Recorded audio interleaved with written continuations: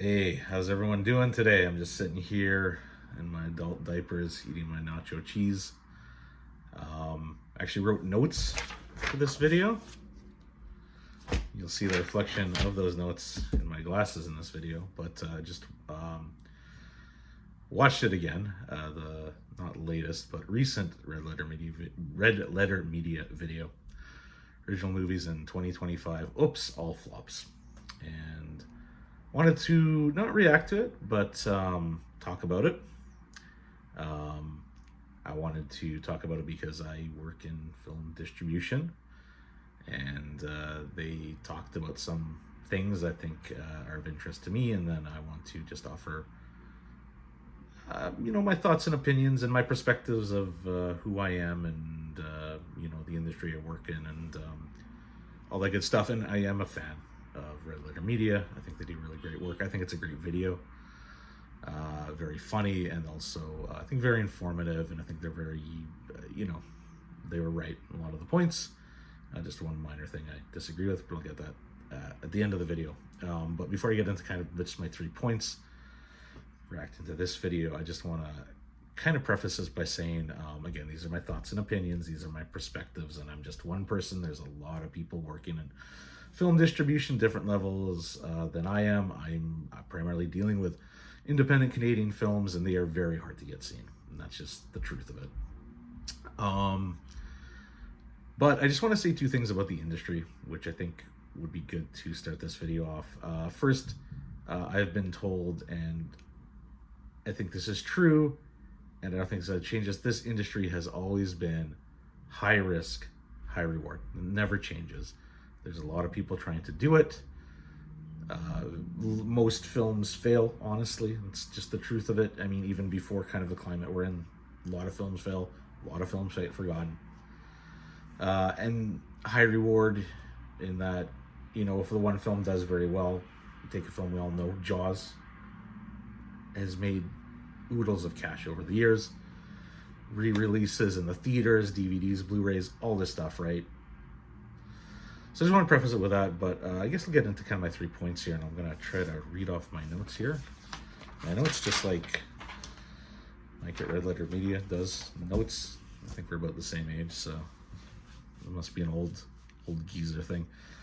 First, I want to talk about marketing, which they talk to extent in the video, and how movies are marketed, and how no one's really heard of, smaller films.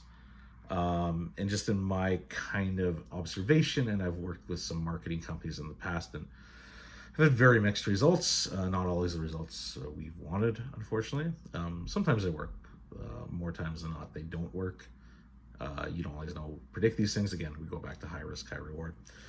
But the traditional models, and they talked about this, and they do make this point, of broadcast TV, radio are less. Not to say that people do have their advertisements, they will do that. It's just less, right? The perspective is people aren't on those. But what they're doing now, and I think this is just complete failure, is they're advertising on social media platforms, whether that be Instagram, Facebook, TikTok, X, Twitter, whatever you want to call it. Sure, but for those big platforms, there's a bunch of other fragmented platforms people don't know about, but they actively go to. And then there's just kind of the general population. It's just like so exhausted from social media and just the general like feeling of dread when you go to these sites and people arguing. And it's like, I can understand a lot of people don't want to be on there.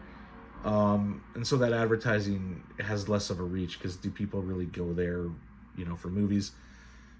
Take a specialized platform like Letterboxd. I might be aware of films because I go to that platform because I'm a cinephile. Not everyone's a cinephile. Not everyone's going to Letterboxd to find out about films. But they talked about 2 films I haven't seen, Psychotherapy and Borderline. And I was personally aware of those films, and the only reason I was aware of those particular films is because, as a distributor, I follow other distributors, and sometimes we have conversations with each other here in Canada, and because I follow this distributor, they had Canadian rights to those 2 films, and that's the only reason I know of those 2 films. It would often show up in my like Facebook feed or whatever. Take a breath, move on to the next step here. So that's kind of my thoughts on marketing and why it is the way it is. It's just way too fragmented.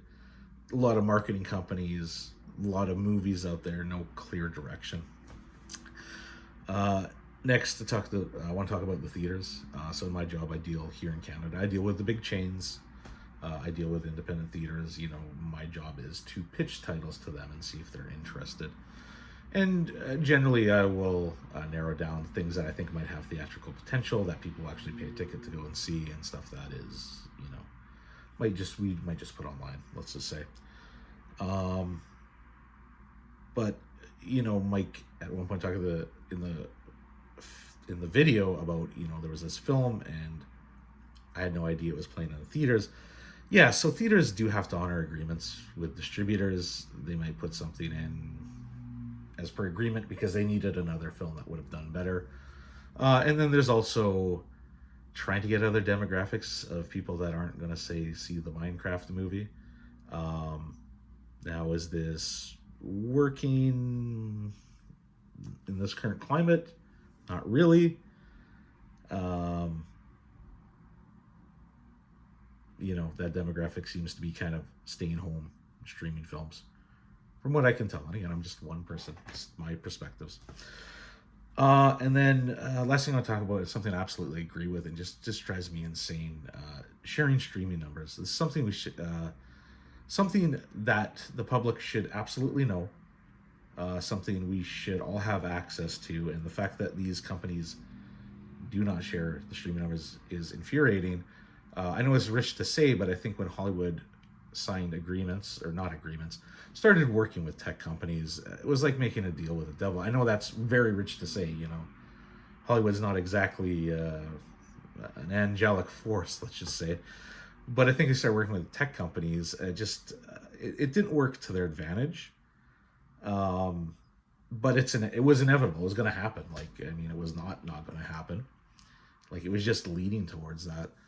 And the problem is that these streaming companies, they're not selling you a film. They're selling you a subscription service with a la carte, all this stuff you can watch anytime, anywhere. And personally, I thought that was great when it started, but now it's become diluted and fragmented, and it's not great as a consumer. And you obviously work with streamers and pitch titles to them, but it feels at times unfair to the filmmakers because every streamer, how they pay is different, right? Some might license a title, like the big ones will license a title if it's a title they want, because they know they're going to get a lot of eyeballs on it. Some might say, we're going to pay you based on how many people watch that in a month, and then we're going to figure out, you know, from our entire how much revenue we made in a month, we're going to filter that down. But there's this weird trickle-down dilution that's really kind of unfair to the filmmakers. So, you know, if those smaller films, they just kind of get buried. And I don't agree with that. I really absolutely agree. Streaming numbers should be 100% out there. We should see them. You know, usually that's done through some kind of government legislation. In Canada, it's different than the US, but I absolutely believe they should be sharing digital sales. How much did this movie make this week? We should absolutely know that. They did that for home video numbers years and years ago. There's no reason they can't do it now, especially the technology we have. It's absurd we don't. And then the streaming should also be, you know, deeper than it is now. Netflix top 10 is just, okay, not everyone has a Netflix subscription. So what is the point of this? Finally, again, watch the Red Letter Media video. It's great. I really recommend it. But just one thing I want to, minor disagreement. I think the library people are great. Somebody who is selling independent films. We do work with companies that do distribute to libraries. And, yeah, you know, maybe for the big films, yeah, they might not see it a year or two later. But those library people are more willing to take chances on more independent stuff. So anyways, I have made one of these videos previously, got some interaction on it. So if you are interested in this stuff, I will offer, or I'll make more videos on this stuff. I do like talking about this. But again, this is just my YouTube channel. I just do it for my personal enjoyment. All right, so anyways, it is a bright, sunny May day. This is the first 10-minute video I ever made. I can't believe it went this long. So have a great day.